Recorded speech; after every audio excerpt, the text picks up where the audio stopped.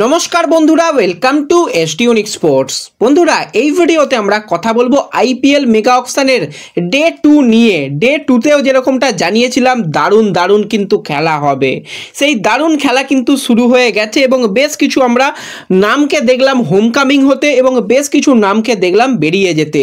তো সমস্তটা নিয়েই কিন্তু আমরা ছোট করে আলোচনা করে নেব এই ভিডিওতে। তার আগে একটাই রিকোয়েস্ট, চ্যানেলে যারা প্রথমবারের জন্য এসেছো মনে করে চ্যানেলটাকে সাবস্ক্রাইব করে নাও, তাহলে তোমাদের প্রিয় দলের খেলার সমস্ত আপডেট তোমরা এখানে পেয়ে যাবে। প্রথমেই যে আপডেটটা তোমাদের সঙ্গে শেয়ার করব, আমি প্রচুর খুশি এবং প্রত্যেকটা সিএসকে ফ্যান অন্তত প্রচুর খুশি হবে। একজন প্লেয়ারের দিকে তাকিয়ে সবাই ছিল যে স্যাম কারান, তাকে কি আরও একবার সিএসকের জার্সি গায়ে আমরা দেখতে পাবো? এত কম টাকায় ভাই পাওয়া যাবে, সত্যি আমি ভাবতে পারিনি।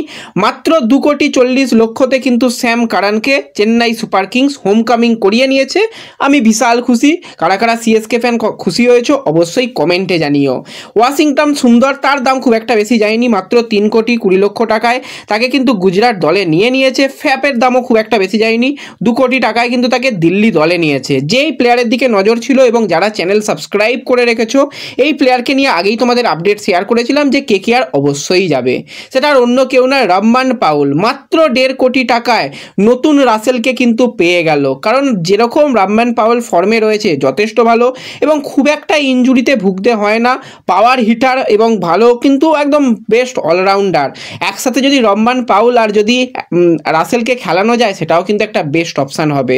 তো দারুণ কিন্তু একটা ব্যাকআপ কিন্তু পাওয়া গেছে, এটা কিন্তু একটা খুব ভালো হয়েছে।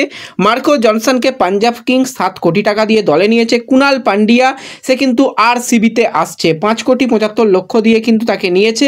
এবং রানা ভাইয়ের জন্য খারাপ লাগছে, তোমাদের জানিয়েছিলাম যে রানা ভাইকে কলকাতা ফেরাতে পারবে না, কলকাতা চেষ্টাই করলো না। এটাই সব থেকে খারাপ লাগা, যে প্লেয়ারটা দলের ভাইস ক্যাপ্টেন, খারাপ সময় ক্যাপ্টেন, ধারাবাহিক পারফরমেন্স করে এসেছে। লাস্ট ইয়ারটা ভালো যায়নি ইনজুরি সমস্যার জন্য, কিন্তু সেই প্লেয়ারের জন্য বিট করলো না। এটা সব থেকে খারাপ কাজ হলো, এটা বলতেই হয়। কেকেআর ফ্যানরাও অনেকে দুঃখ পেয়েছে রানার জন্য বিট না করার জন্য। মাত্র 4,20,00,000 দিয়ে কিন্তু রাজস্থান রয়্যালসে রানা ভাই চলে গেল। তো এইটা কিন্তু একটা বড় ধাক্কা হয়েছে বলতে হয়। এছাড়া যে প্লেয়ারকে চাইছিলাম না চেন্নাইয়ে দেখতে, সেটা ভাই তুষার দেশপান্ডেকে কিন্তু রাজস্থান রয়্যালস 6.5 কোটি টাকা দিয়ে নিয়েছে। জেরাল্ড কুইটসের কথাও যদি বলি, তাকেও কিন্তু 2,40,00,000 দিয়ে কিন্তু নিয়েছে। গুজরাট টাইটেন ভুবনেশ্বর কুমার, ভাই কি দাম গেল, ওফ, 10,75,00,000 ভুবনেশ্বর কুমারের দাম। 10,75,00,000 দিয়ে কিন্তু আরসিবি তাকে দলে নিয়েছে। এটা একটা কিন্তু বিরাট টাকা পেয়েছে। দীপক চাহারের সঙ্গে কিন্তু চেন্নাইয়ের সম্পর্ক এখানেই শেষ হলো। মুম্বাইয়ে গেছে 9,25,00,000 দিয়ে। ওভারঅল সব কিছু ঠিকঠাকই রয়েছে, কিন্তু রানা ভাইয়ের জন্য সত্যি খারাপ লাগছে। এছাড়া মনীষ পান্ডে 75,00,000 দিয়ে কিন্তু তাকেও হোমকামিং করিয়ে নিয়েছে কেকেআর।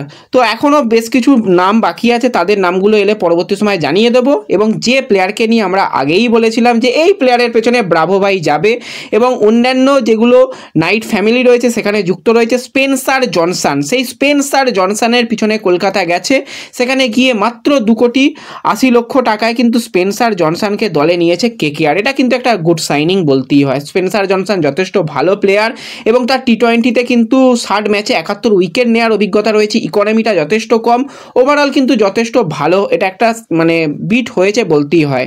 তোমরা কেকেআরের এই অকশন স্ট্র্যাটেজি আজকে কতটা খুশি হয়েছো কমেন্টে জানিও। প্রত্যেকটা দল নিয়ে পরপর ভিডিও আসবে, চ্যানেল প্লিজ সাবস্ক্রাইব করে রেখো। দেখা হচ্ছে পরবর্তী ভিডিওতে, ধন্যবাদ।